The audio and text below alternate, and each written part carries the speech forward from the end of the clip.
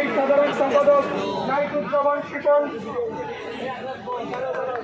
সংগ্রামী সিনিয়র সহসভাপতি মাসুম বিল্লাহ, সংগ্রামী সিনিয়র যুগ্ম সাধারণ সম্পাদক সংক্ষিপ্ত পরিসরে উত্থাপন করেছেন। ইতিমধ্যেই আমাদের এই অবস্থান কর্মসূচিকে সফল করার জন্য উপস্থিত হয়েছেন বাংলাদেশ। আমাদের আজকের এই অবস্থান কর্মসূচিকে সফল করার জন্য ইতিমধ্যে আমাদের মধ্যে উপস্থিত হয়েছেন বাংলাদেশ জাতীয়তাবাদী ছাত্রদল, বাংলাদেশ জাতীয়তাবাদী ছাত্রদলের পক্ষ থেকে সবাইকে কৃতজ্ঞতা এবং ধন্যবাদ জানাচ্ছি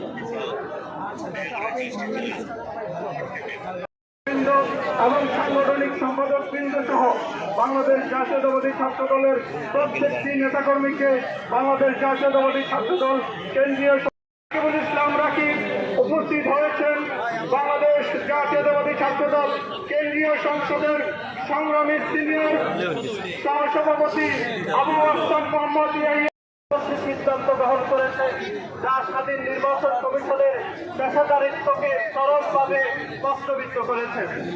আমাদের এই অবস্থান কর্মসূচির দ্বিতীয় দফাতে হয়েছে। সুতরাং আমাদের আজকের এই অবস্থান কর্মসূচির প্রথম দফাটি হচ্ছে পোস্টাল ব্যালট নিয়ে যে বিতরণ তৈরি হয়েছে, অনতিবিলম্বে নির্বাচন কমিশনের সেই সমাধান আমরা মনে করি।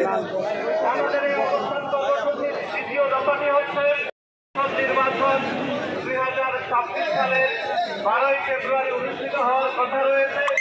সেই নির্বাচনকে সামনে রেখে নির্বাচন কমিশনের পক্ষ থেকে পোস্টাল ব্যালটের কেন্দ্রীয় সংসদের পক্ষ থেকে আমরা শুভেচ্ছা জানাচ্ছি।